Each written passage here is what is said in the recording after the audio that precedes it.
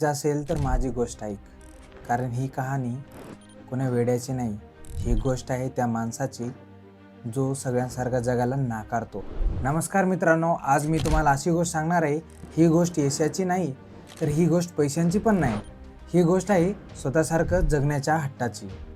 लहानपणापासून मला एक गोष्ट ऐकायला मिळाली, सेफ खेळ, रिस्क घेऊ नकोस, लोक काय म्हणतील ते बघ.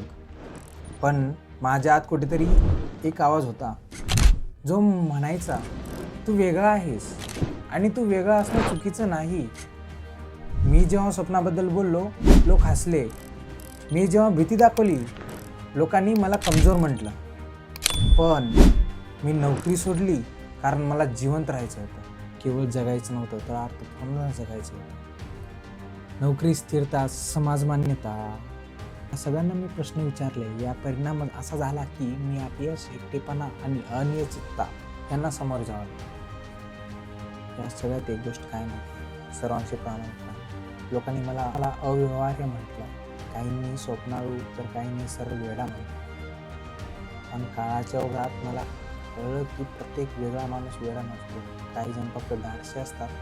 स्वतःच्या विचारांवर विश्वास ठेवणं आणि समाजाच्या विरोधात उभं राहणं हे सोपं नसतं, पण ते माणसाला घडवतं.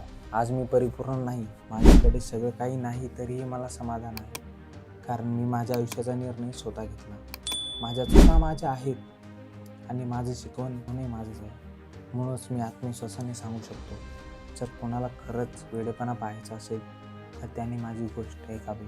कारण कधी कधी ज्याला जग वेडं म्हणतं तोच माणूस स्वतःला अर्थपूर्ण होतो. ही गोष्ट तुमच्या मनाला लागली असेल तर नक्की लाईक करायला विसरू नका आणि तुमची गोष्ट कमेंटमध्ये नक्की लिहा. आणि अशाच खऱ्याखुऱ्या स्टोरी टेलिंगसाठी आपल्या चॅनलला सबस्क्राईब करा. कारण कदाचित तुमची गोष्टही कोणाच्या तरी जगण्याचं कारण बनेल. धन्यवाद.